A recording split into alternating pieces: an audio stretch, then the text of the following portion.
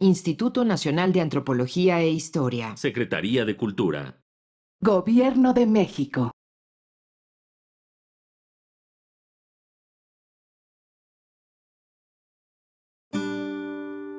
Su sustancia está hecha de evocación, recuerdo, rememoración y de lo que toma del porvenir. Porque es una parte fundamental de nuestra identidad.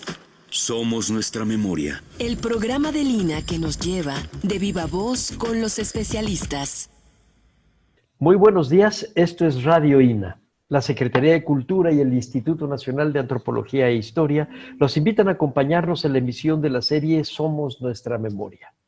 En esta ocasión contamos con la presencia del doctor Rodrigo Martínez Barax, que es un lujo platicar con él. Vamos a platicar de cuánta cosa, de periodos de la historia totalmente distintos. Rodrigo es un investigador de la Dirección de Estudios Históricos, es un historiador versátil. Lo mismo sabe de literatura, de historia intelectual, que de libros en particular, reediciones, etcétera, o de lo que vamos a hablar hoy, de la aparición de la Virgen de Guadalupe y la relación con las primeras noticias, y a lo mejor hasta las siguientes noticias, de La Llorona. Hay una relación, nadie se lo imaginaría, pero hay una relación entre el culto guadalupano y la existencia de esta tradición, esta leyenda muy nuestra que es La Llorona, no solo mesoamericana, ya ahora ha trascendido por lo pronto a los Estados Unidos. Bienvenido, Rodrigo. Muchas gracias, Salvador, qué gusto de oírte. Y no Muchas gracias a ti. De lo que sé, pero no sé de lo que no sé y es mucho. Bueno, pero de lo que sabes es un montón. Ya quisiéramos. Bueno. Vamos empezando por el principio. Tus estudios sobre el Tepeyac, la devoción guadalupana, lo difícil que fue esta adaptación, pero de todos modos muy rápido, ya para los 1530 ya está en conflicto, y soterradamente la idea de que existe la Llorona, la idea de que existe una diosa maligna, que es la Llorona. Vamos empezando por todo esto, por favor, Rodrigo. La cosa es complicada. Yo, como todos ustedes, me puse a buscar en libros, en internet y todo esto de La Llorona.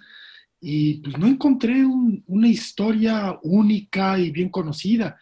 Ya ves que se dice de la historia de este español que anduvo con una india, tuvo unos hijos con ella, la dejó, y la señora, por despecho, por desesperación, mató a sus hijos y se le veía pasando, corriendo, vagando por las calles, llorando. Entonces, sí, esa es una de las historias, pero una de tantas. Hay cantidad de otras variedades y en realidad, si se pone uno a buscar la historia de La Llorona, pues no se encuentra mucho. Si nos vamos en el periodo colonial, así que yo haya encontrado propiamente referencias a La Llorona, o sea, fuera de lo que tú dices de Sagún y esto que ahorita hablamos de eso, pues no hay mucho. En el siglo XIX está un soneto de Manuel Carpio sobre La Llorona, que cuenta una historia diferente. Ahorita, si quieres, lo podemos leer. Sí, sería magnífico. Diferente. Y después sí está el artículo canónico de Don Artemio de Valle Arizpe, pero esta historia así canónica que quisiéramos encontrar de esta mujer que mata a sus hijos, es una de tantas. Hay mujeres que fueron matadas y que regresan, mujeres que mataron al marido y que no sé qué. Después podemos hasta leer también el fragmento de Don Artemio, pero es una tradición un poco para mí que difusa, no hay una historia como tal. Y también buscando en internet y otras fuentes, pues hay una serie de mitos parecidos, no solo en México, sino en todos los países de América Latina. O sea, es una cosa, y como me lo has estado platicando ahorita tú hace un momento, al parecer pues tiene raíces muy, muy antiguas. La mujer que llora, la mujer que llora desesperada, la mujer que llora por sus hijos o por otras razones que vamos a ver ahora. Eso sí, cuando los antropólogos, los historiadores, los expertos en, en- en mitología y todo eso, tratan de entender todas estas diferentes variedades del culto, de esta leyenda, pues sí, remiten al periodo prehispánico, y ahí sí, en el caso mexicano, pues desde Don Artemio ya está esta referencia a Sahagún, entre otras a la sexta el sexto de los augurios Ujú. de la conquista de México, esta mujer que sale, que está llorando y dice, ay de mí, guay, no sé qué, que ya Mis hijos. todo el mundo se va a acabar, todo está mal. Entonces ya viene esta referencia a esta mujer que llora en el periodo prehispánico, pues, que hay muchas referencias. Pero eso es lo peculiar, que realmente es un mito muy famoso. Hasta ahora hay una película bastante siniestrona que lleva ese título, pero es curioso que sin que haya una historia muy, muy clara de La Llorona, pues siempre hay este remitirse al periodo prehispánico que habría que interrogar, ¿verdad, Salvador? Sí, pero tú ya alguna vez conjeturaste algunas cosas que me parecían muy interesantes, que es la Cihuacóatl y las características negativas que ya en los años del siglo XVI, 30 del siglo XVI, tiene una diosa pues que es funesta para los frailes, pero no tan funesta en algunas de las versiones de los hablantes en náhuatl, de los informantes, en donde decían, bueno, no, le puede dar, está el hierro con el que sacrifican, pero también está la lanzadera. Pero te voy a decir algo, Rodri, tú estás hablando un poco de la historia de La Llorona.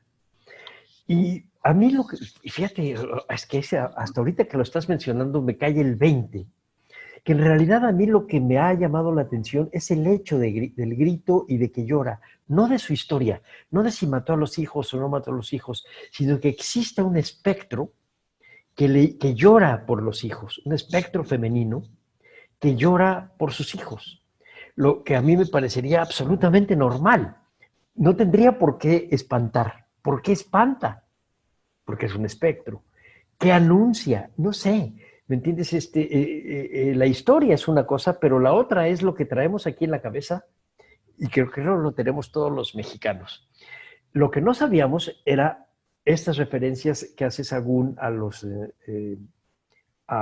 augurios, a las apariciones. Yo recuerdo en el recuadro, si me equivoco me dices, en el recuadro del Tlacuilo, está la Cihuacóatl, abajo está ella hablando, es decir, una mujer serpiente con la cabeza de mujer como Lilith, igual que la Lilith de la mitología o de la leyenda judía o medieval, pero arriba hay un templo en donde una viga está cantando.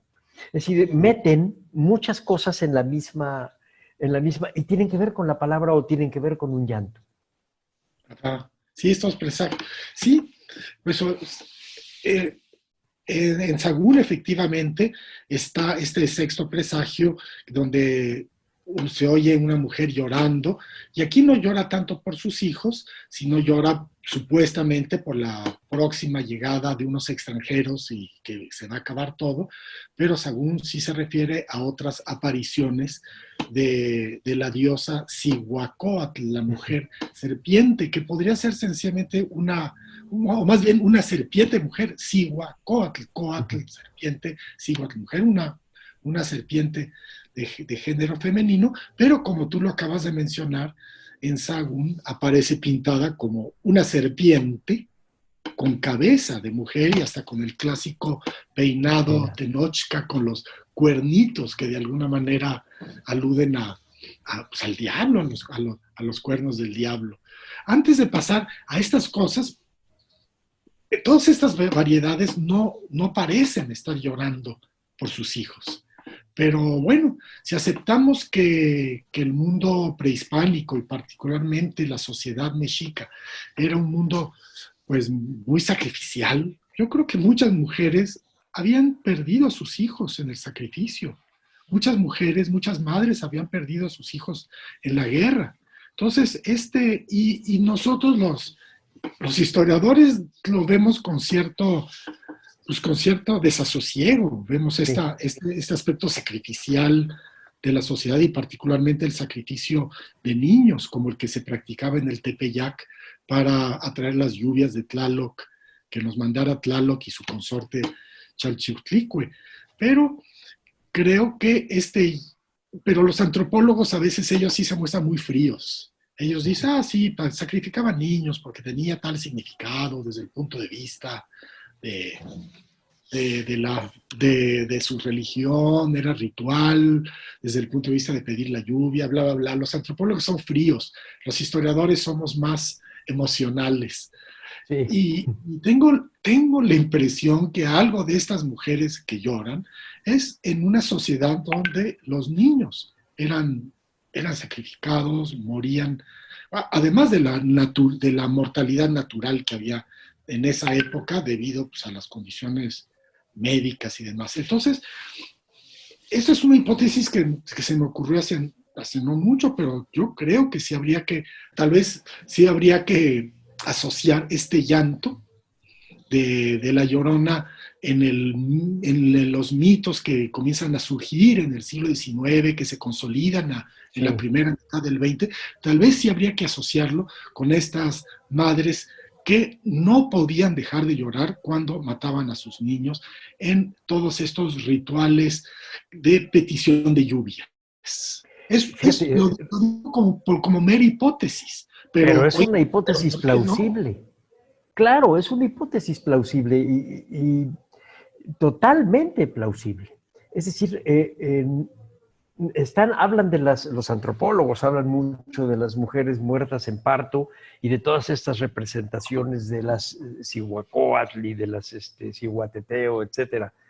Pero no se ponen a pensar efectivamente en la tristeza que eso causó y la posibilidad de que haya llanto. Yo recuerdo en alguno de los textos que tú traduces del náhuatl y que transcribes del castellano de Sahagún, sí habla de que lloran. No lloran claramente por sus hijos, como ha quedado en la leyenda, pero está llorando por una pérdida y se intuye que es por sus hijos. Y fíjate que eso me hacía recordar un par de pasajes de la Biblia, uno del Antiguo Testamento y uno del Nuevo, de Jeremías 31:15, en donde habla del lamento de Raquel en Ramá. Y después lo repite Mateo en el 2, 17 y 18, si no estoy mal, en donde con la muerte de los inocentes, es decir, con el asesinato de estos niños, aparece nuevamente el lamento de Raquel en Ramá, y sí, claramente está llorando por sus hijos, por la muerte de sus hijos. Pero acá no hay esa relación. Esa relación, normalmente encuentra uno relaciones en textos bíblicos o catecismos, etcétera, y sincretismos. En este caso, no. En este caso, tú encontraste una vía diferente que me gustó mucho, que son los cultos de sustitución, que tiene que ver con lo que Sahagún estaba peleando, que aparece desde sus primeras notas. Sí. Platícanos un poco de eso. Sí, efectivamente, porque bueno, la Llorona es una mujer en abstracto. En Sahagún, estas apariciones de las que él habla son apariciones no de una mujer, sino de una diosa, que es representada, ya lo vimos, la diosa Cihuacóatl, Tonantzin Cihuacóatl, Sí. o sea, nuestra madre. Tonan, dices tú. Sí, Tonan sin el reverencial diminutivo. Sin el reverencial, exacto. To es nuestro, Nantli es madre, Nan es madre poseída, nuestra madre. Entonces son estas apariciones no de una mujer en general, sino de una diosa que no vive en el cielo, sino que encarna y la podemos ver. Y son muy peculiares estas apariciones a las que se refiere Sahagún, Sahagún y sus colaboradores nahuas del colegio de Tlatelolco, gracias a los cuales recogieron esta y muchísimas otras historias y tradiciones y costumbres y demás. Y bueno, una de ellas es la sexta de los presagios de la conquista, de los cuales habría que hablar ahorita más adelante, de los presagios como presagios.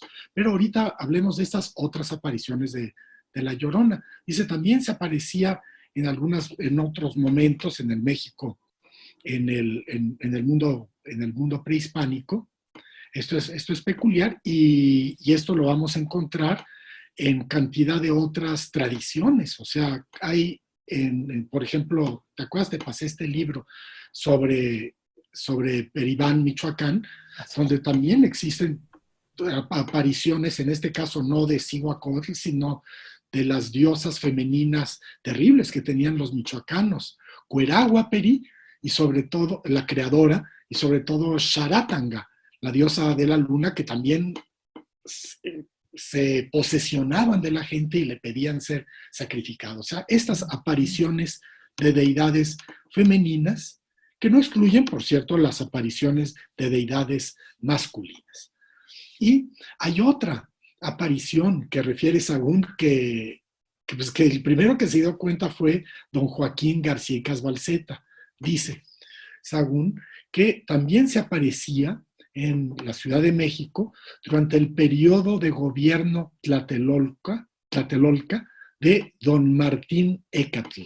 Este don Martín, este guerrero, este capitán guerrero tlatelolca, pues a pesar de que resistió bastante contra los españoles, Cortés le dio posteriormente el cargo de gobernador y según varios cálculos, apreciaciones que ya se hace de cuándo fue las apariciones de Cihuacóatl durante el gobierno tlatelolca de don Martín Ecatl, se calcula que él gobernó de entre 1528 y 1533. O sea, es muy peculiar. O sea, realmente estas apariciones de Cihuacóatl pues no entran en contradicción, o más bien coinciden temporalmente con las apariciones de la Virgen de Guadalupe en 1531. Y eso es lo que pues, lo lleva a uno a preguntarse qué es lo que pasa allí. Ya todos lo sabemos, lo acabas de mencionar tú, Salvador, hace un momento, que Sahagún era muy opuesto al culto a la Virgen de Guadalupe en el Tepeyac, porque consideraba que el culto, por un lado, consideraba que el culto a esta advocación de la Virgen de Guadalupe, impedía, limitaba la veneración de otras advocaciones de la Virgen María o de la Virgen María como tal en general, y que además consideraba que este culto a la Virgen María era un culto idolátrico, porque de alguna manera estaban venerando a sus antiguas deidades. Por eso le disgustaba particularmente esta costumbre que fueron adquiriendo los frailes de decirle a la Virgen María, que ellos llamaban sobre todo Sancta María, y le decían Tonantzin Sancta María, lo cual no tiene nada de malos, nuestra madre, nuestra venerada Madre Santa María, pero eso le disgustaba muchísimo a Sahagún, esta asociación. Y sin embargo, Sahagún dice varias veces que respecto a por qué el culto de la Virgen de Guadalupe adquirió tanta fuerza, tanta importancia, yo no sé, dice Sahagún, yo no sé cuál fue el origen de este culto. Pero, ¿cómo que no sabe? Si él mismo está diciendo que la diosa Cihuacóatl se aparecía, que a la diosa Cihuacóatl le decían Tonantzin Cihuacóatl, y que se quejaba además de que a la Virgen de Guadalupe le dijeran Tonantzin Guadalupe, o sea, nuestra madre, la Virgen de Guadalupe. De tal manera que, de una u otra manera, él ya está diciendo, si es que seguimos los pasos de esta peculiar especulación o silogismo, está reconociendo que la Virgen de Guadalupe se aparecía. Entonces, esto es algo que, como te digo, yo cuando escribí ese artículo que te gustó las apariciones de Cihuacóatl, me sentí que había descubierto algo. En realidad, a veces uno cree que descubrió en realidad es que ya lo había leído en García Balseta, pero se me había como que borrado. Sí, pero no, porque también, como bien apuntas ahí, García Balseta elude la idea de la aparición. Quiero empezar por la primera parte de lo que acabas de decir. El hecho de que apareciera la Llorona o la Cihuacóatl en Tlatelolco entre 1528 y 1533, que es el mismo momento en que aparece la Virgen de Guadalupe, la idea de la palabra aparición de dos mujeres se junta. Y que ese sería el primer amarre. El segundo amarre está en que Sahagún hace un estudio de los dioses y de las creencias religiosas de los indios para poderlas combatir. Y entonces, por supuesto que sabe que hay un culto atrás, dice él, atrás del altar de la Virgen del Tepeyac, están los ídolos. Hay que ver cómo extirparlo, no estamos de acuerdo con eso. Los cultos de sustitución, que dices tú. Y el tercer punto es su informante, del cual tú también señalas muy claramente que ahí no queda muy claro, que es Antonio Valeriano. Entonces tenemos una relación que va de la Llorona a la Virgen de Guadalupe por la palabra aparición, por el combate que hace Sahagún a la Tonantzin Guadalupe y a la Tonán o Tonantzin Cihuacóatl, a las dos, en una diciendo es una diosa de la gentilidad y en la otra diciendo no es una diosa, es un diablo. Lo dice claramente en una de las transcripciones que tú nos ofreces. Y finalmente, Antonio Valeriano, uno de sus informantes, que se supone que es el que escribe el Nican Mopohua, que es la fuente fundamental de los aparicionistas. Haces realmente una reconstrucción maravillosa, pero inquietante. ¿En dónde queda el presagio Cihuacóatl, la mujer que llora? Porque la Virgen de Guadalupe no llora. ¿No? Ella no llora, pero se aparecía. Entonces, esto es lo que de alguna manera lo vio claramente Sahagún. Y vean lo difícil que era con las malas ediciones de Carlos María de Bustamante, que vi entonces para relacionar el inicio del Códice Florentino con el anexo al libro 11, donde viene el texto antiguadalupano. Esto lo vio don Joaquín y prefirió quedarse callado, prefirió que el lector, si se daba cuenta, qué bueno, y si no se daba cuenta, pues qué mal. Pero esto sí lo llevó a este antiguadalupanismo de Sahagún, lo llevó a casi volverse también contrario al culto a la Virgen María. Y porque incluso le agarró tanta tirria a la palabra Tonantzin, que incluso en otra expresión que era muy usual entre los frailes, que decían nuestra Santa Madre Iglesia Católica, Tonantzin Sancta Iglesia Católica, eso nunca lo vamos a encontrar en Sahagún, y casi prefieren no hablar de ninguna de las cosas de estas. Y es peculiar, hay otro elemento también que lo hace rechazar, porque él dice, oigan, pues que está mal decirle Tonantzin Santa María, nuestra Madre Santa María, porque Santa María no es nuestra mamá, es la mamá de Jesucristo. ¿Quién es nuestra madre?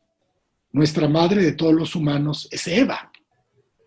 Entonces sí podemos decir Tonantzin Eva, pero es nuestra mala madre, la madre que pecó, la madre que nos heredó a toda la humanidad el pecado, de modo que, para ser más correctos, para referirse, digamos, a la Virgen María, es Inantzin Santa María, su mamá de Cristo.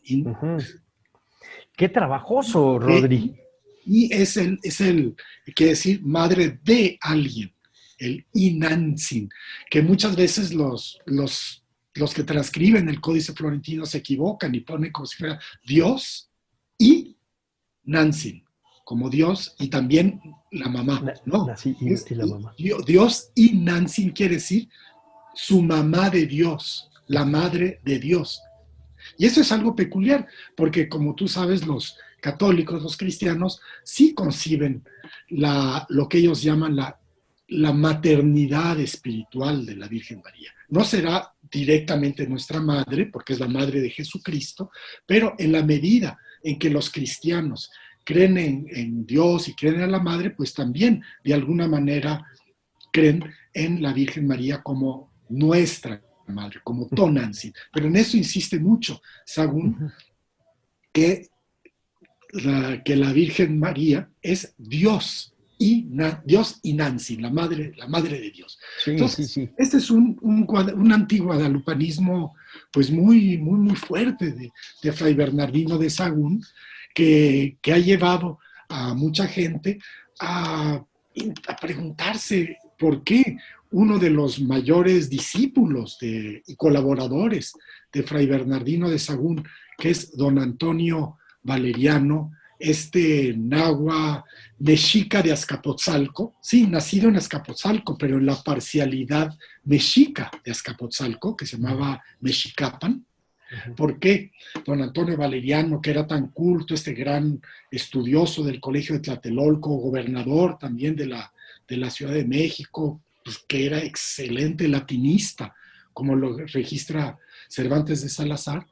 Porque, ¿cómo es posible que este discípulo de Sahagún, el gran antiguadalupano, hubiese escrito el texto canónico del guadalupanismo, el texto que narra las apariciones de la Virgen María a Juan Diego y la aparición de su imagen ante Juan Diego y el obispo Fray Juan de Zumárraga, y que mandó elevar, construir la ermita del Tepeyac? ¿Cómo es posible?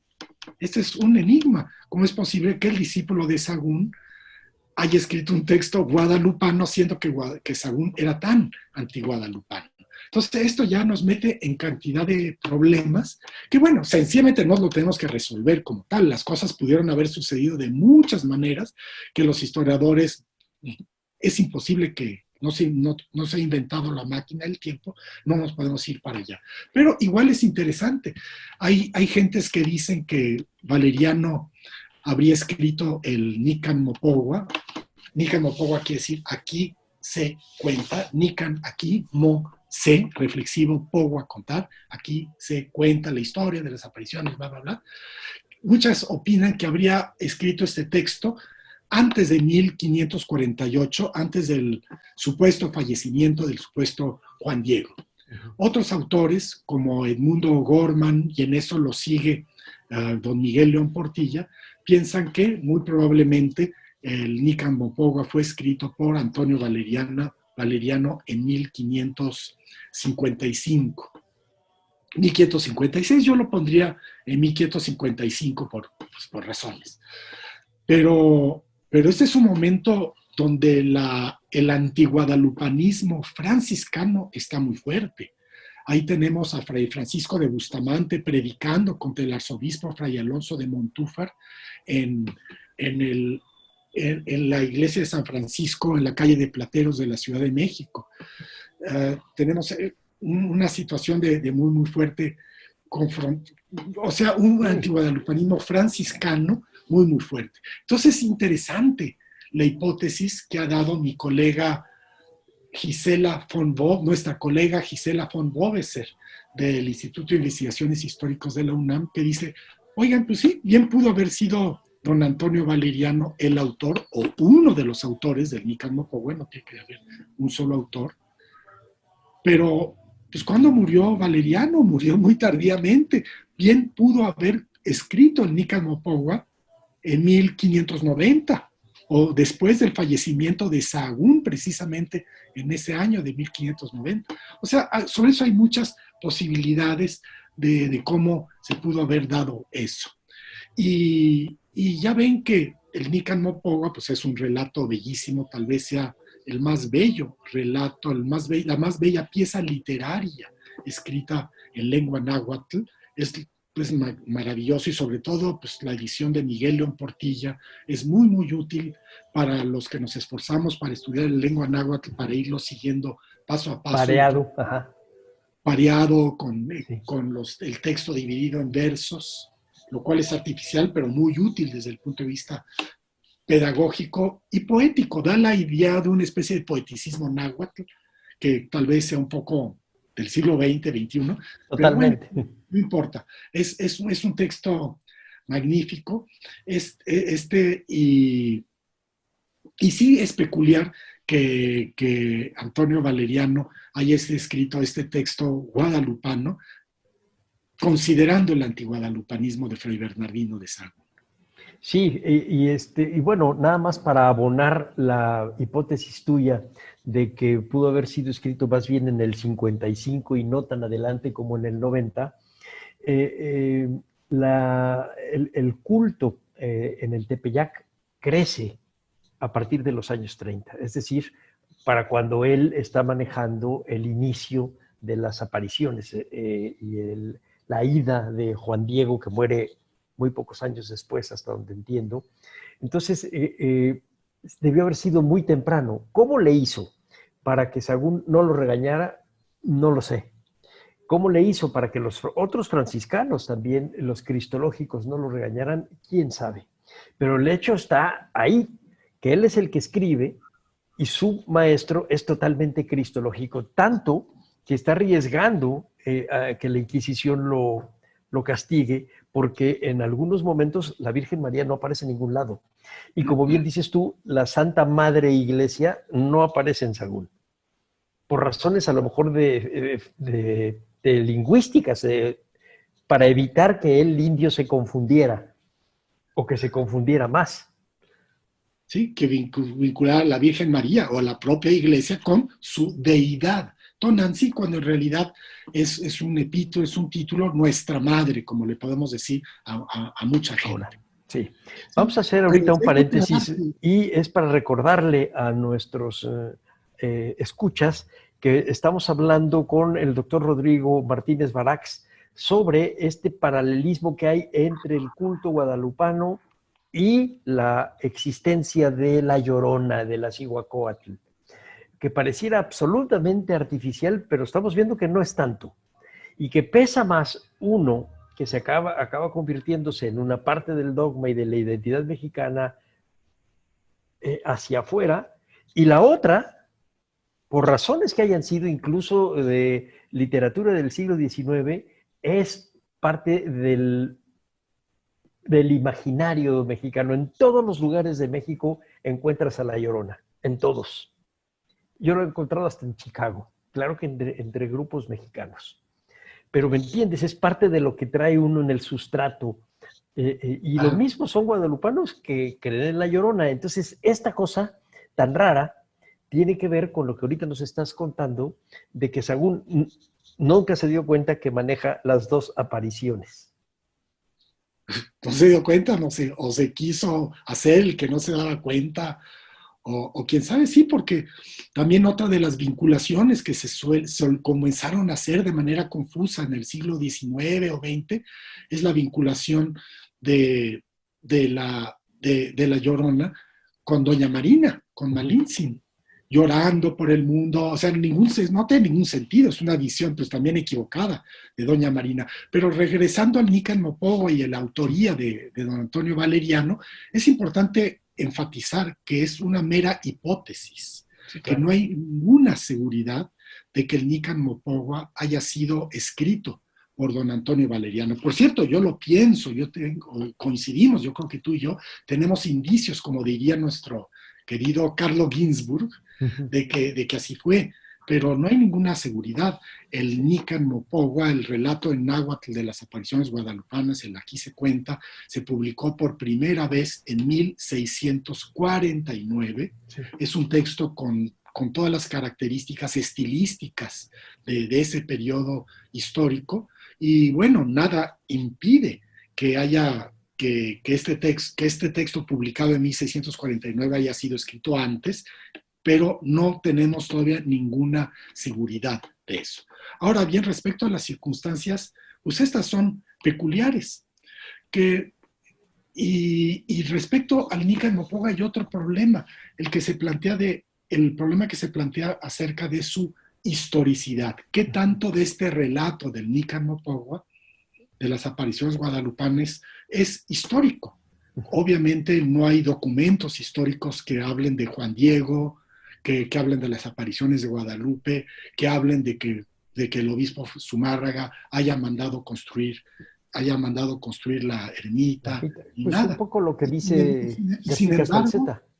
sí, sí, es lo que él dice, y es lo curioso que García Calceta no diga eso, porque, sin embargo, no habrá pruebas de que se apareció la Virgen de Guadalupe en 1531, bla, bla, bla, pero acabamos de ver de que hay múltiples alusiones a apariciones de la Virgen de Tonantzin y de varias deidades femeninas nahuas o purépechas, y lo mismo, o de Xelha entre los mayas, en fin, hay toda una serie de apariciones. La Virgen de Ocotlán. Tú también hiciste un texto hace muchos años sobre la aparición de la Virgen de Ocotlán. Sí, bueno, en fin, pero digamos, sí se puede decir que en el mundo prehispánico, sí esto de las apariciones eran comunes. Que el obispo Fray Juan de Zumárraga, no hay prueba de que Zumárraga haya mandado construir la ermita, pero de que esa ermita se construyó en los años 20 o 30, pues no hay ninguna duda. Y de que ya era un centro de culto. Los franciscanos, y de que Zumárraga era el mero mero de los franciscanos, de modo que no necesitamos que Zumárraga nos haya escrito, oigan, yo mandé dar esa ermita, porque no lo escribió a propósito de ninguna otra. No dijo, oye, yo mandé fundar tal otra. Entonces, sí sabemos de que sí hubo apariciones de deidades femeninas. Sí sabemos que Zumárraga mandó construir esta ermita, entre muchas otras. Sí sabemos que mucha gente se enfermaba de sarampión o de viruela en 1531, una muy grave epidemia de la que estuvimos hablando el otro día, Salvador, y de modo que el hecho de que el tío de Juan Diego, Juan Bernardino, se haya enfermado y que haya invocado a sus propias deidades, Tonantzin, Cihuacóatl u otras deidades femeninas, o a la Virgen María, y que se haya salvado como algunos tuvieron la suerte de salvarse, tampoco. O sea, esto es interesante, cómo los relatos no se pueden ver de manera literal, sino tenemos que verlos en su sentido más amplio, en un sentido, digamos, como un relato, digamos, pega en la medida en que está reflejando no una serie de acontecimientos puntuales y particulares, sino una serie de acontecimientos que se estaban dando muchas veces. Mucha gente se le aparecía sus deidades femeninas, prehispánicas o cristianas, había muchas construcciones de ermitas, había mucha gente que se enfermaba, muchos morían, muchos se salvaban. Este es el sentido. Y es peculiar, precisamente leyendo en la Historia General y Natural de las Indias de Gonzalo Fernández de Oviedo, el último libro es el libro de los infortunios y naufragios, el libro de los naufragios. Y hay un naufragio, que hubo una tormenta terrible, y los hombres ahí en el Caribe, en 1533, los hombres, para salvarse de esta epidemia, de esta tormenta, invocaron a la Virgen de Guadalupe, la de Extremadura, España. Sí, claro. Pero le invocaron y se les apareció y se salvaron, según un relato publicado en 1535. No digo que esto haya sucedido, pero tenemos una fuente que se refiere muy explícitamente a una aparición de la Virgen de Guadalupe en 1533 en un naufragio, en un barco, en una tormenta, y sin embargo nadie sabe de esa historia. Nadie se fija, nadie le importa, nada.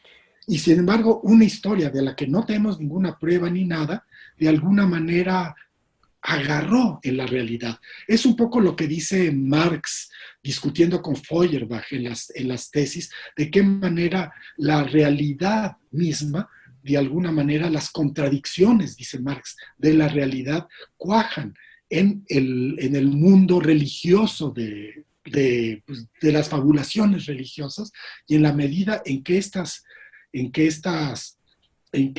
historias expresan una realidad, cuajan y se quedan para siempre. Lo interesante es que no solo cuajó en el comienzo, sino de alguna manera fue amarrando cada vez más el culto guadalupano en los siglos XVII, XVIII y en adelante. Y la leyenda de La Llorona, si me lo permites, aunque soterrada y sin idea de devoción ni de fervor, pero ahí está, es parte del ser mexicano. Un argentino no tendrá seguramente a La Llorona, y tú sí. Y hay otro asunto que, ahorita que lo decías, lo de Feuerbach, lo pensé. Hemos quizá un poco fantaseado de que la gente de la época de la conquista era muy imaginaba que se les aparecían muchas cosas. A Cortés y a los españoles se les apareció Santiago, a los otros se les apareció la viga que cantaba o la mujer serpiente que lloraba, que tenía un lamento. Vimos alguna vez, platicamos tú y yo con Clementina Babcock sobre La Noche Triste y el hecho de que había apariciones que les había mandado hacer Cuitláhuac a los españoles y a los tlaxcaltecas, y entonces habían pies y manos y cosas espantosas que se les aparecían y que los cansaban, y entonces por eso habían decidido irse. Es decir, tanto para los españoles como para los indígenas, la idea de la aparición, es decir, la idea del paso de lo visible a lo invisible era pues muy normal. Y entonces pensamos, bueno, es que claro, son gente supersticiosa. A ver, la gente sigue yendo a la iglesia y te sigue diciendo que la Virgen de Guadalupe se apareció y te sigue contando que conocen a alguien que les platicó que se les había aparecido la Llorona. Y, ¿me entiendes? Seguimos con esta misma cosa. Ya no se nos aparecerán, pero están aquí cerquita, siguen siendo parte de nuestra mentalidad y de la aceptación de esta aparición. La otra cosa que quería tocar contigo, y lo estabas manejando ahorita con lo de Zumárraga, es que, si no estoy mal, es Sagún el que se queja de que en esa ermita del Tepeyac, de Tepeaquilla, creo que le decían, si no estoy mal, venían desde hasta 20 leguas a visitar el santuario y le llevaban ofrendas.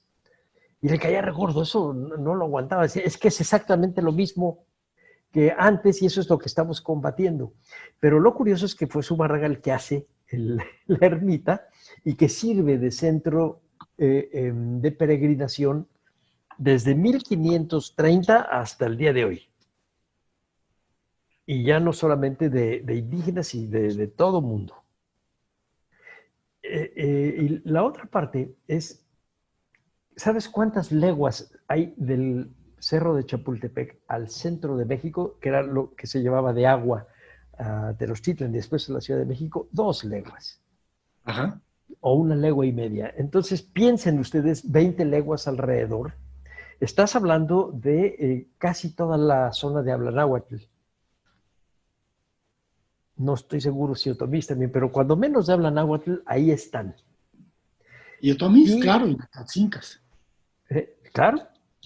Y esa misma gente es la que oyó el llanto en Tlatelolco.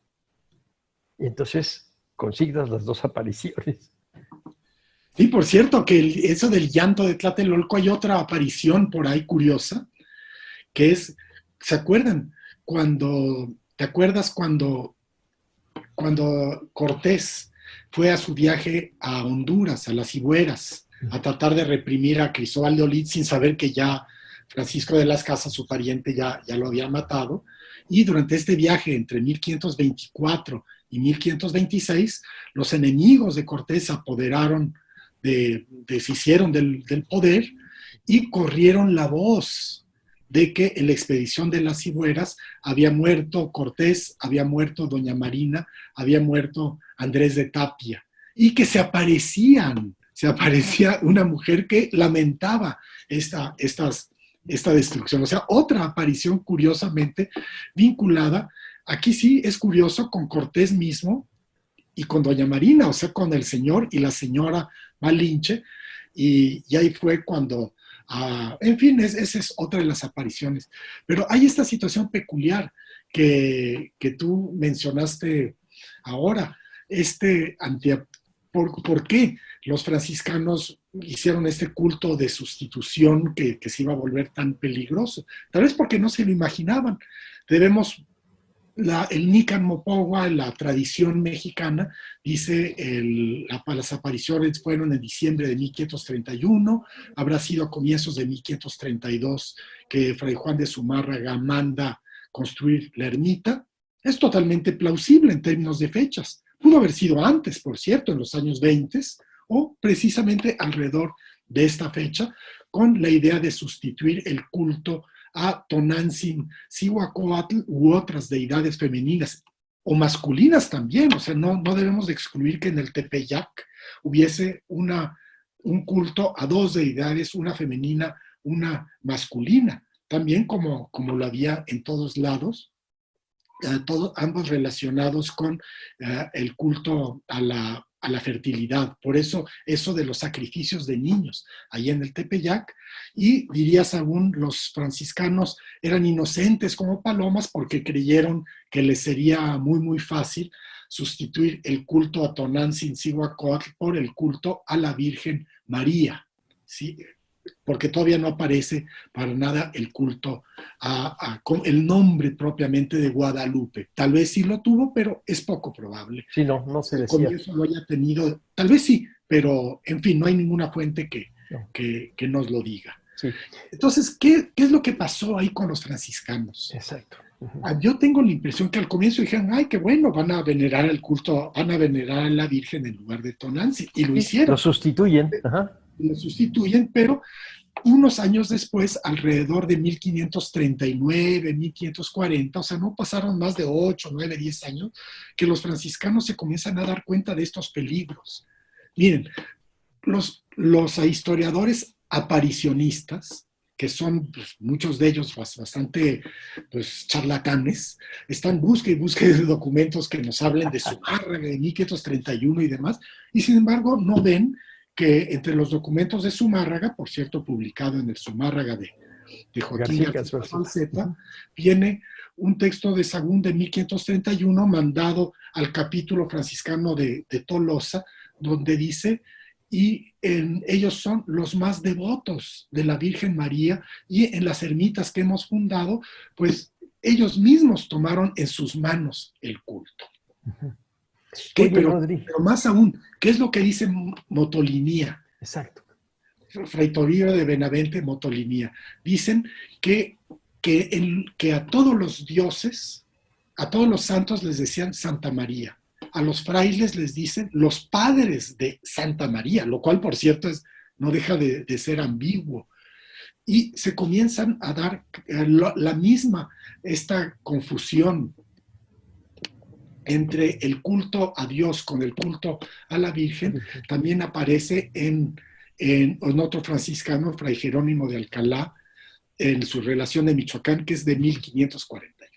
O sea, es claro que hacia estas fechas, 1539, 40, 41, los franciscanos se dieron cuenta del peligro de estos cultos de sustitución, y particularmente cuando están venerando a la Virgen María en lugar de, pero más bien junto con sus otras deidades. Y a partir de este momento los franciscanos obstaculizan el culto a la Virgen María en el Tepeyac, y va a suceder este momento muy peculiar cuando en 1554 llega el nuevo arzobispo de México, el dominico Fray Alonso de Montúfar, y Francisco Cervantes de Salazar lo recibe y se lo lleva a Tuchangarro, se lo lleva al castillo de Chapultepec. Bueno, no, se lo lleva a la ermita de San Miguel de Chapultepec, que nos tenemos que imaginar subiendo a caballo, y les comienza a enseñar todo lo que se podía ver desde ahí cuando cuando el valle era la región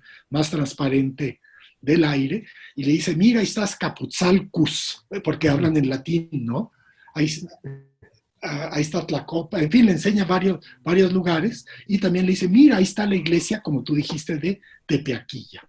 Y ahí fue cuando el arzobispo Fray Alonso de Montúfar va a retomar la ermita del Tepeyac. En realidad no la había perdido, porque porque jurisdiccionalmente le pertenecía al Arzobispado de México, y ahí es cuando, habiendo retomado la ermita del Tepeyac, donde ya existía un culto a la Virgen María, entonces impulsa este culto y manda pintar la imagen de la Virgen de Guadalupe y manda también escribir la historia de la Virgen de Guadalupe, porque precisamente en estos meses se estaba dando el primer concilio eclesiástico mexicano, donde se coló cuando menos un franciscano, el obispo de Tlaxcala, que dijo que había que destruir, eran bien iconoclastas, había que destruir todos los templos que no estén bien fundamentados. Y para fundamentar un culto, pues tenía que haber algo milagroso, había que escribir una historia milagrosa, y necesitaba Fray Alonso de Montúfar una historia milagrosa que sustentara este culto. ¿Y a quién pedírselo? Yo creo que Fray Francisco Cervantes de Salazar, que conocía perfectamente a Antonio Valeriano, dijo, no, pues que te lo escriba don Antonio Valeriano. Él da clases en Tlatelolco, él trabaja con Sagún, junto con Sagún estuvo trabajando sobre la historia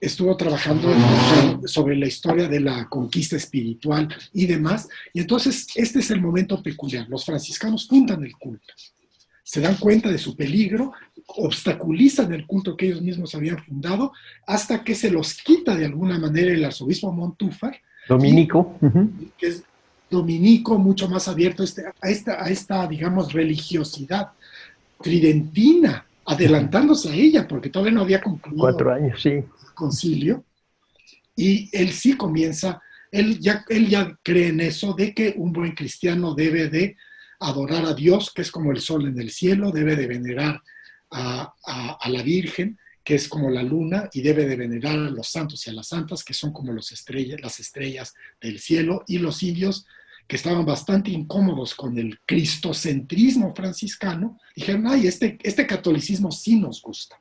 Este fue el gran descubrimiento de nuestro maestro don Edmundo Gorman. Y tocas un punto, ya casi para terminar, tocas un punto interesante, que es la dificultad, lo que platicábamos hace un rato, la dificultad de este paso del politeísmo al monoteísmo. Los franciscanos primero lo promovieron, después lo detuvieron con su cristocentrismo, y después son los dominicos los que permiten que esta conquista espiritual sea mucho más suave, sea mucho más tersa, que en otros lugares en donde hubo sangre de por medio. Acá no. Acá se trató de convencerse, de sustituir, de sincretizar, de creer, y luego los historiadores de imaginar.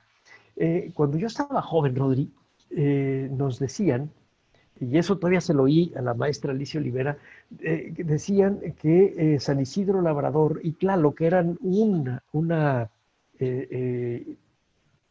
pues, como decir, una fuerza sincrética que tenía que ver con la agricultura.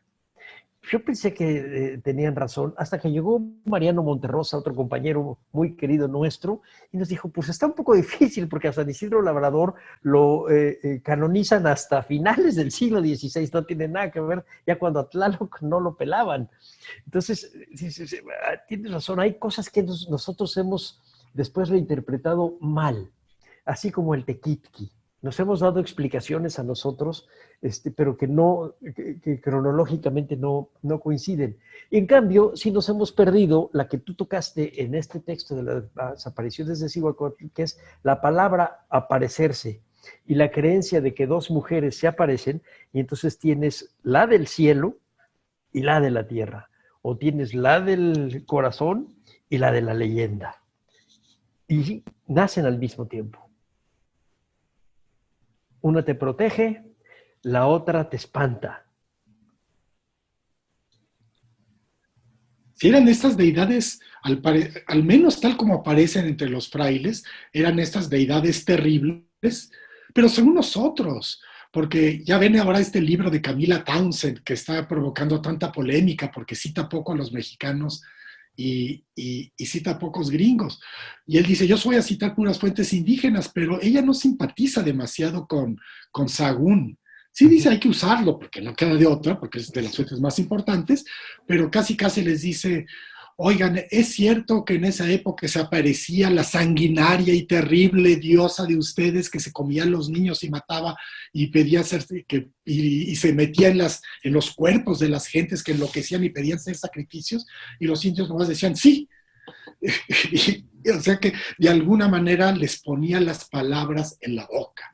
Claro. Esa es la muy fuerte crítica que le hace Camila Townsend en esta supuesta nueva historia, The Fifth Son, el quinto Bueno, son, porque está pensando en antropólogos de hoy.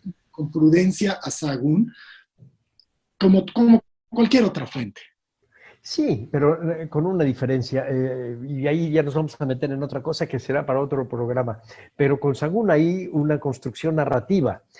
Lo que ella está haciendo, y yo ya lo había oído, es lo que a nosotros desde el primer día que fuimos a hacer trabajos de historia oral nos dijeron que no podías hacer cuando hacías una entrevista. No puedes tú adelantarle la respuesta. Sí. Por una razón, porque te acaba la narrativa. No hay narrativa con respuestas monosilábicas o de muy pocas palabras. Y aquí hay una construcción del náhuatl que tú conoces perfectamente y que además has podido situar de qué clase de náhuatl es, de qué grupos pueden ser. Aquí sí, los informantes de Sahagún hablaban, eso no queda la menor duda. No creo que nada más les dijeran, oye, venían y se los comían. No lo creo. Y más para las pulgas de Sahagún, porque estamos hablando un poco del pleito entre el Montúfar dominico y los franciscanos, pero también los franciscanos tenían sus pleitos. Yo recuerdo que por ahí alguno de nuestros franciscanos más queridos acusó a otro ante la Inquisición. Claro. Sí, pues ahí se agarraron Motolinía y Sahagún. Y Sahagún, no quise dar los nombres, pero ahí se agarraron Motolinía y Sahagún. Sí. Y es que son dos corrientes distintas. Motolinía decía que él podía bautizar 8,000 gentes diarias. No importaba que no estuvieran catequizadas. El bautizo tenía un sentido político, pero también tenía un sentido político para los franciscanos. Político, ahí sí religioso. Ganabas las almas. Y en la otra corriente, la de Sahagún, es que primero tenemos que conocer qué tienen ellos en la cabeza para poderlo extirpar y poder meter el cristianismo. Sí, éramos inocentes como palomas, dice Sahagún, y efectivamente no podemos generalizar sobre los franciscanos ni nada, porque ciertamente Sahagún sí tenía una cosa muy metida contra el culto a la Virgen María y particularmente a la de Guadalupe, por el peligro de que se confundiera con el culto a Tonantzin y demás, pero eso no quiere decir que los franciscanos pues no creyeran en la Virgen María. Hay cantidad de pueblos fundados por franciscanos que se llaman Santa María, no sé qué, y San Esteban, les hablan a todos los santos y a todas las santas. O sea, porque marianos eran. Marianos eran, lo que le preocupaba era el marianismo aquí. Sí. Rodri, ya para terminar, antes de que pasemos a las bibliografías, etcétera, nos prometiste que ibas a platicar un poquito de los presagios de las abusiones. Platícanos un poquito nada más para tener en mente lo que está pasando en la época de 1531, en donde hablas de estas dos apariciones de mujeres, con el contexto de un mundo que cree perfectamente que hay apariciones y abusiones. Bueno, sí, todos somos un poco supersticiosos y a veces todos nos ponemos a encontrar indicios mágicos de la realidad en muchas cosas. Y acerca de estos famosos presagios que da Sahagún, que da Durán, que para el contexto michoacano da Fray Jerónimo de Alcalá, estos son muy frecuentes y muchas veces pues, los historiadores primero, muchos de ellos no los cuestionan. Dicen, pues sí, les llegaron presagios de la llegada de los españoles. Otros autores, como Guy Rosat, por ejemplo, él dice, estos son puro invento.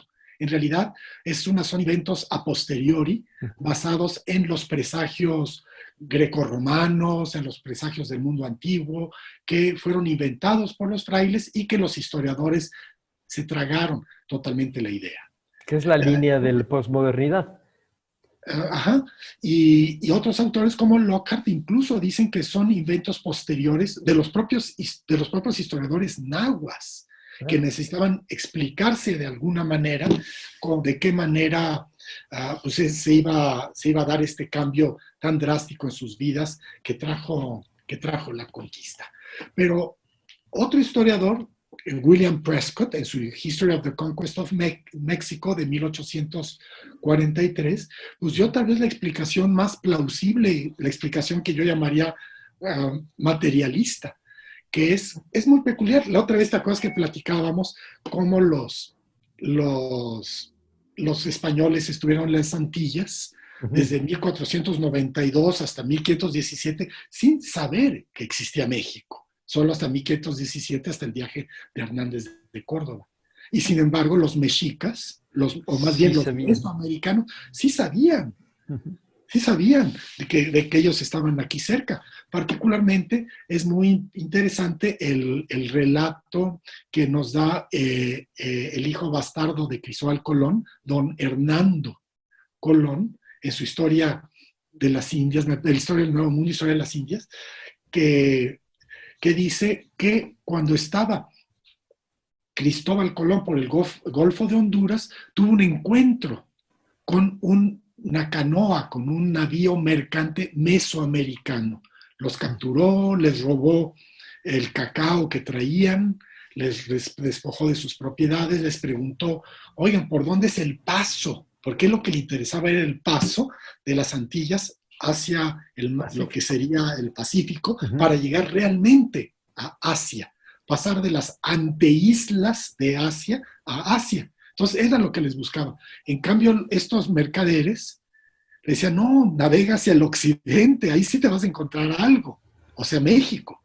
Pero eso no le interesó a Cristóbal Colón, y todo el mundo se pregunta eso, ay, sí, qué tonto Cristóbal Colón, hubiese podido descubrir México en 1502 y se fue por otro lado. Oigan, pero los mercaderes mexicas sí que descubrieron a los españoles en 1502. No sabemos si estos mercaderes eran mayas o mexicas, poco importa. Como sabemos, las rutas comerciales eran costeras, y este relato de este encuentro en 1502, pues a través de las rutas mercantiles se difundió a toda Mesoamérica a partir de 1502.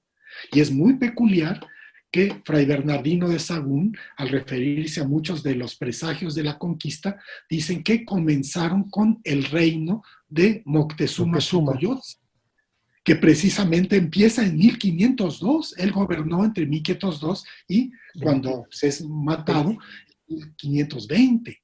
Entonces, aquí este es uno de los tantos indicios de que los mexicas, los mesoamericanos, ya comenzaban a tener nociones de que había españoles que se aproximaban. Hay varios otros. Los propios Gonzalo Guerrero, pues, ellos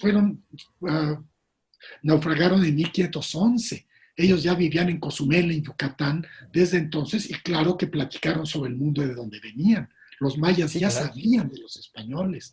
La joven jamaiquina que llegó de la isla de Jamaica y que vivía en Cozumel, ese es otro de las maneras en que los mesoamericanos supieron de la presencia de los españoles. U otra vez llegó flotando un gran cofre con telas preciosas, una espada que Moctezuma se desesperaba de no poder romper. O sea, los mexicas ya sabían. Bueno, el que más sabía era Moctezuma, pero lo trataba de ocultar. Pero un relato así se transmina por la sociedad. Hay una especie de difusión de, oigan, llegaron unos hombres muy malos, muy poderosos, muy barbudos, con barbas apestosas porque no se bañaban. Esta historia, yo creo que esta información que se fue transmitiendo se mitologizó.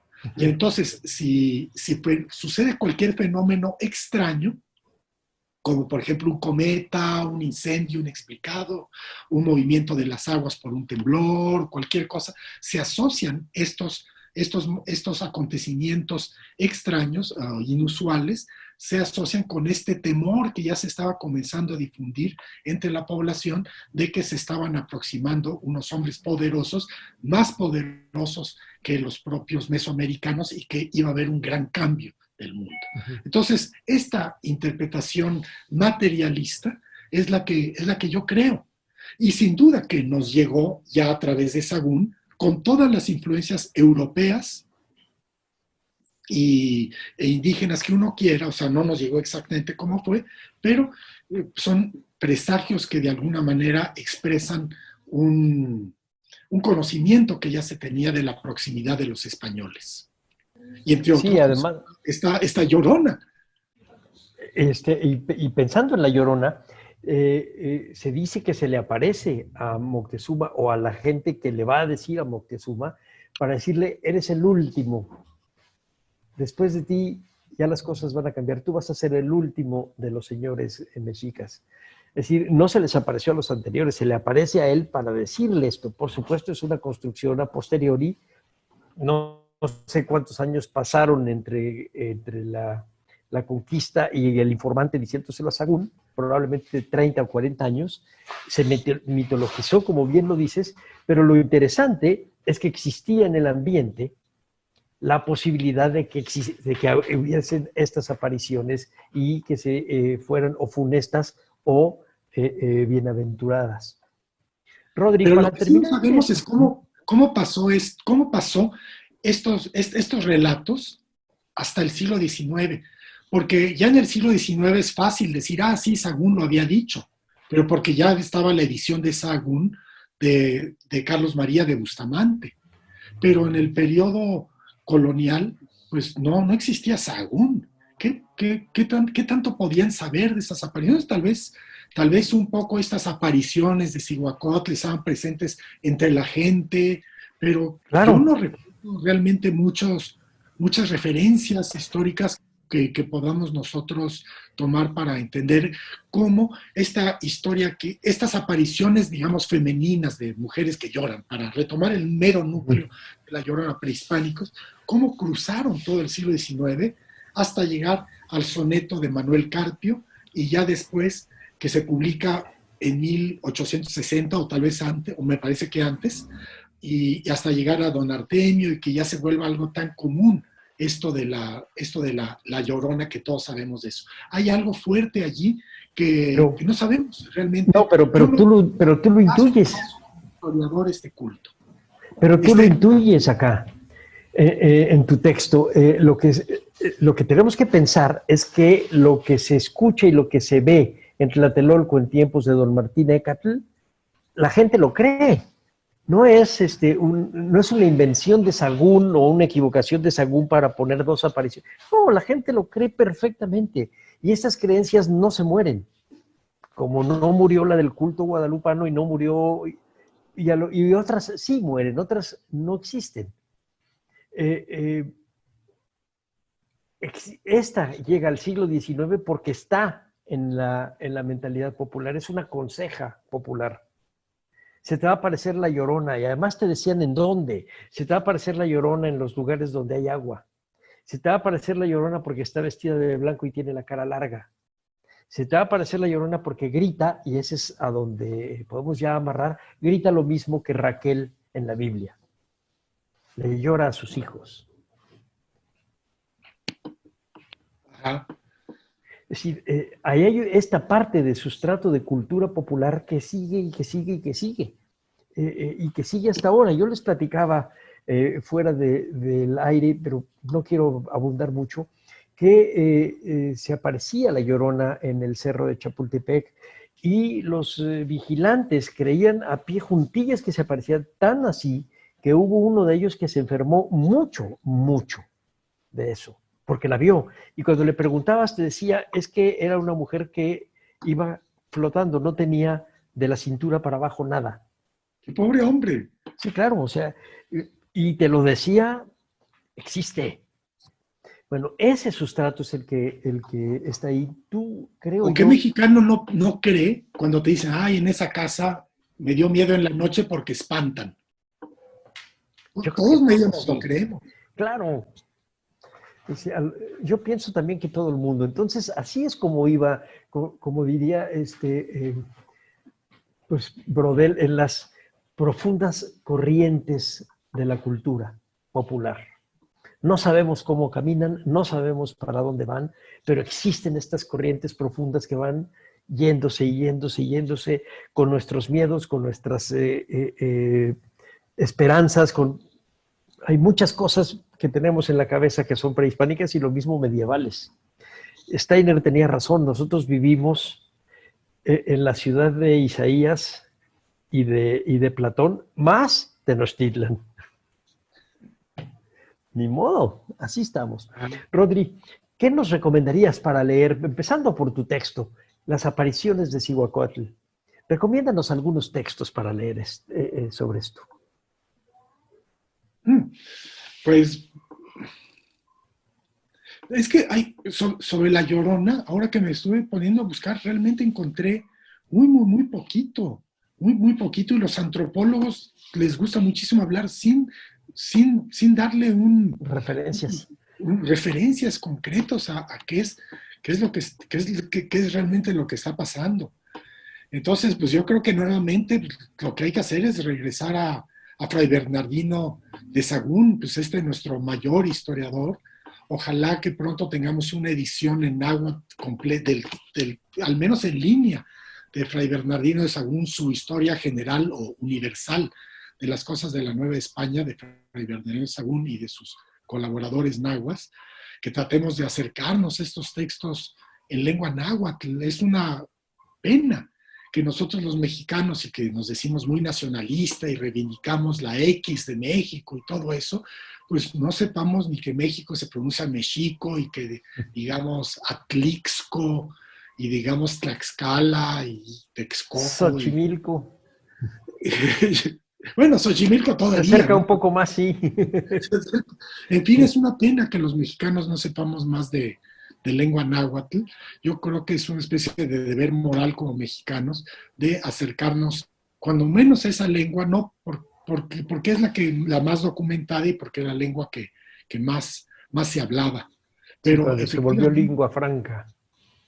Porque era la lengua franca. Sí. Pero sobre La Llorona, pues francamente todavía no he encontrado el texto que me haya satisfecho.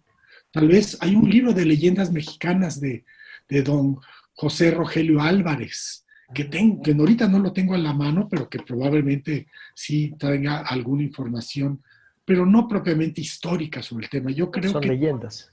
Es un tema que ahorita que lo estuve como que leyendo un poquito para prepararme la plática contigo, me encontré con una carencia. Es una especie de enigma entender por qué un culto, una creencia como la de La Llorona se mantiene tan arraigada. En el caso de la Virgen de Guadalupe sí lo podemos entender. Ya vimos, primero fundan una ermita los franciscanos, después se oponen a ella, después funda ya el culto propiamente guadalupano, Fray Alonso de Mantúfar, con la ermita, con la historia de las apariciones, con la imagen. Durante el siglo XVI, comienzos del XVII, aumenta el culto, pero es sobre todo un culto local, indígena y hasta cierto punto español. Solamente a partir del siglo XVII y XVIII ya se vuelve un culto sobre todo de los criollos y que se va volviendo un culto nacional en el siglo XVIII y en el siglo XIX. Y así podemos entender, pues, en el caso del culto guadalupano, con cierta claridad las fases que nos permiten entender lo arraigado del culto guadalupano hasta el presente. En el caso del culto de la creencia en La Llorona, yo no encuentro una secuencia igualmente clara. Como les digo, sí escribió Sahagún, como te digo, sí escribió Sahagún, algo de Sahagún, y sobre estos asuntos retomó Fray Juan de Torquemada, que es importante no solo porque es una gran enciclopedia de enorme importancia, sino porque se publicó. Acuérdense, Motolinía, Mendieta, Sahagún, otros franciscanos no se publicaron, sino hasta el siglo XIX o después aún. Entonces, aquí hay una serie de huecos que yo no lo tengo claro. Por eso tal vez nos fuimos hacia otras temáticas afines, pero que nos dejan todavía un poco en un hueco, para entender esta complejidad de un culto que no se reduce a una historia sencilla, sino muchas historias que arraigan en una cosa sencilla. Esta mujer que se aparece llorando, tal vez llorando por los hijos, pero en época prehispánica tenemos que estaba llorando por la llegada de los españoles. Está la hipótesis de que tal vez represente un poco el llanto de las mujeres mesoamericanas ante un mundo sacrificial en el que muy frecuente morían sus hijos en la batalla o sus niños en el altar sacrificial, pero son Conjeturas. generalidades, son conjeturas que estamos haciendo. Yo no lo tengo muy claro. A ver si entre nuestros auditores alguien nos recomienda pues, un buen libro que a nosotros nos aclare un poco más esto de La Llorona. Pero desde el punto de vista histórico, porque lo que sí eludimos tú y yo fue toda referencia literaria y cinematográfica de La Llorona. Ahí hasta una película del Santo contra La Llorona. No se trataba de hablar de eso, se trataba de hablar de la Cihuacóatl y de la relación, con todo y el hueco que quieras, de la relación con la aparición de la Virgen de Guadalupe, porque además de que es la misma fuente, la que te la está dando, hay una coincidencia sincrónica y una se vuelve un sustrato profundo y la otra se vuelve tu identidad abierta. Eso es lo que a mí me gustaba. Toda la historia está llena de ausencias y de huecos. Qué bueno, porque así tenemos mucho trabajo. Pero yo creo que sin haber caído en los relatos fantasiosos del 19 y 20, sí nos fuimos al origen de este asunto. Y entonces yo sí me atrevo a recomendarle a nuestro auditorio las apariciones de Cihuacóatl de Rodrigo Martínez. Está en la revista Historias. Busquen ustedes en el índice de la revista Historias de la Dirección de Estudios Históricos por Rodrigo Martínez o busquen Cihuacóatl y les aparece. Está en línea. Está en línea. Yo la leí en línea otra vez porque quién sabe dónde dejé mi historia. Está muy fácil. El sitio de Lina, de la revista Historias y de nuestras demás revistas, que está cada vez mejor. Y ahí aparece.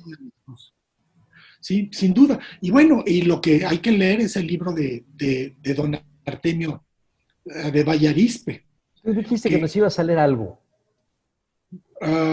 Sí, si quieren. Sí, este libro es de 1936. Okay. Y sí, yo tengo la impresión que él sí pudo haber leído algo en los archivos de la Inquisición acerca de que las calles oscuras y sucias de la Ciudad de México por la noche oían una mujer o veían una mujer, y a partir de ahí se comenzaron a hilar varias alternativas de por qué lloraba.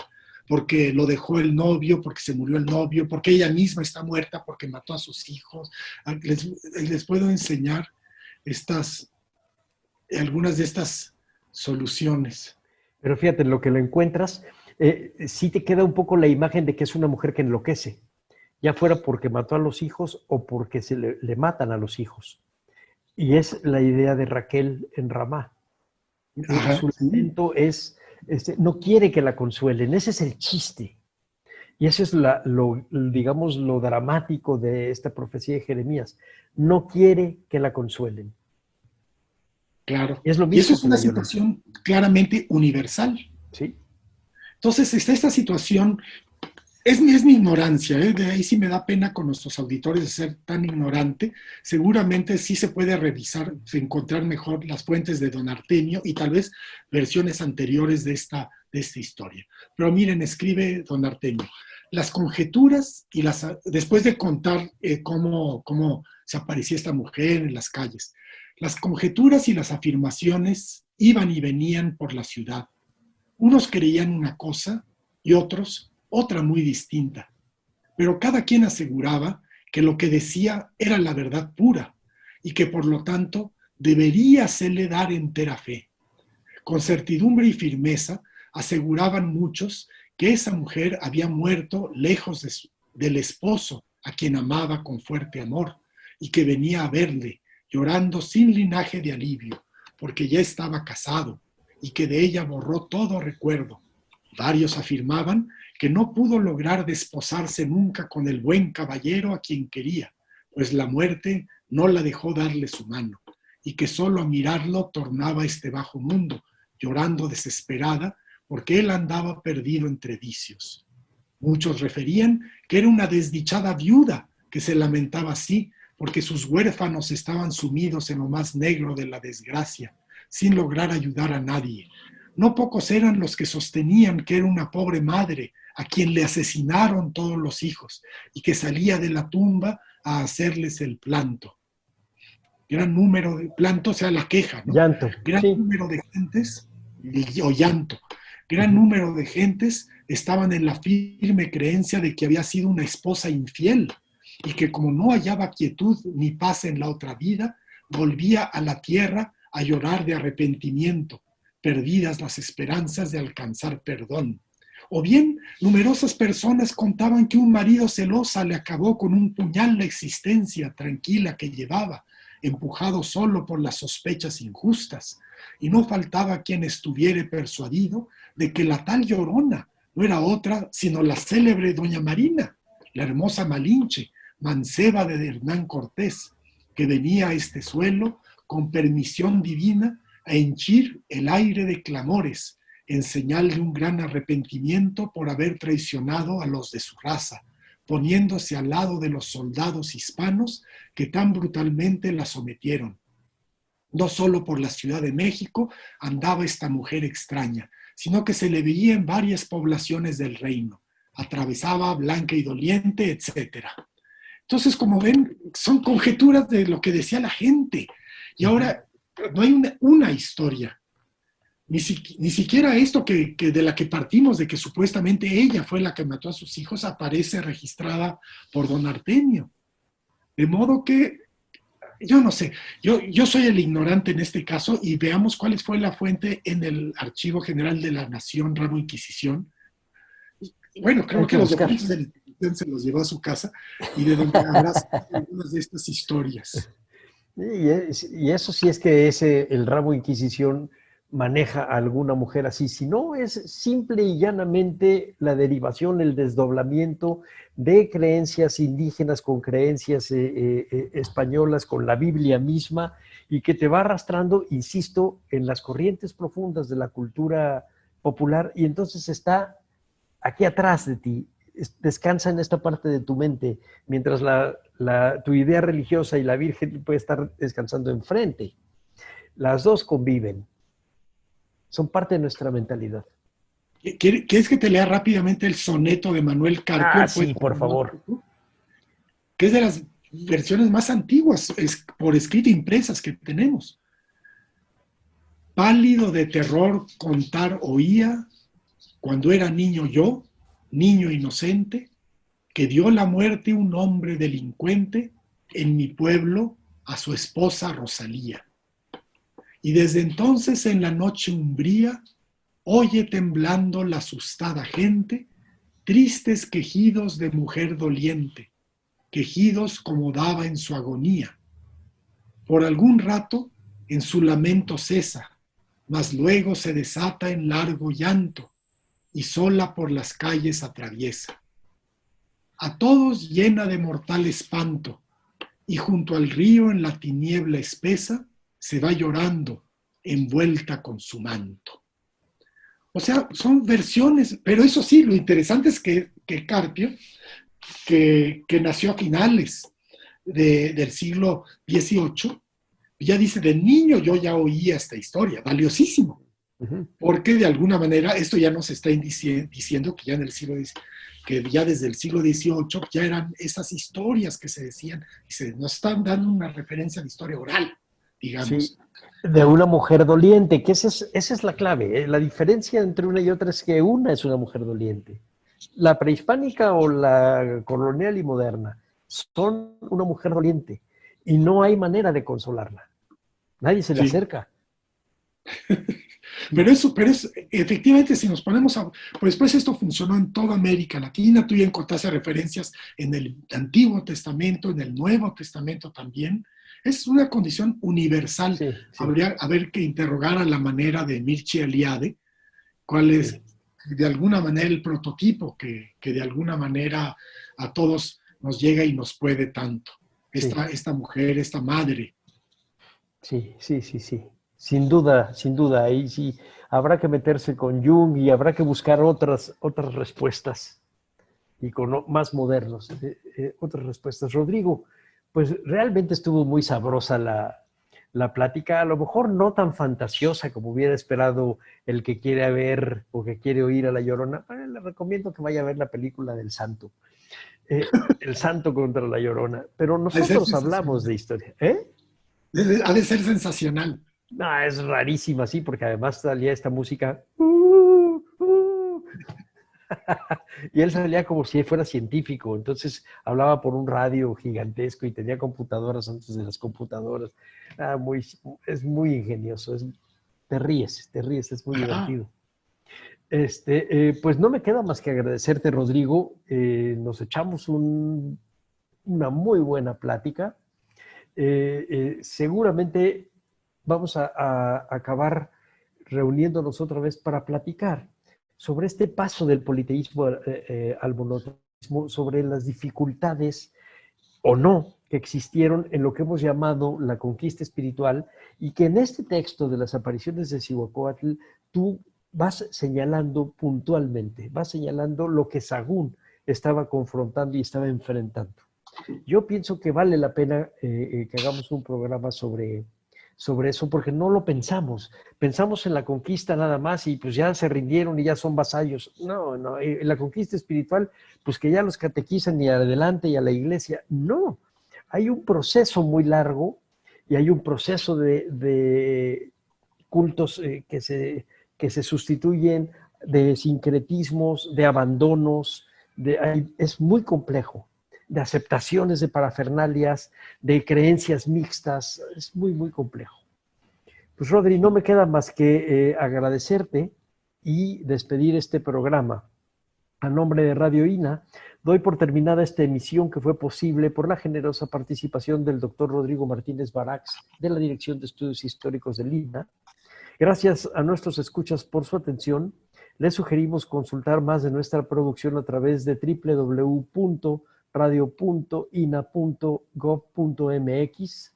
En la realización, la Dirección de Medios de Comunicación a través de la Subdirección de Radio INA con Gabriela Marentes al frente. En la producción y grabación, Evanibaldo Morales. En la edición, Rubén Martínez. En el apoyo, Marta Hernández, Paula Bedoy y Jerónimo Cuevas. Yo soy Salvador Rueda. Hasta la próxima. Hasta la próxima. Muchas gracias a todos. Las opiniones y comentarios aquí expresados son de entera responsabilidad de quienes proporcionan la información y no representan necesariamente las opiniones de Radio INA ni comprometen el pensamiento editorial del Instituto Nacional de Antropología e Historia. Instituto Nacional de Antropología e Historia. Secretaría de Cultura. Gobierno de México.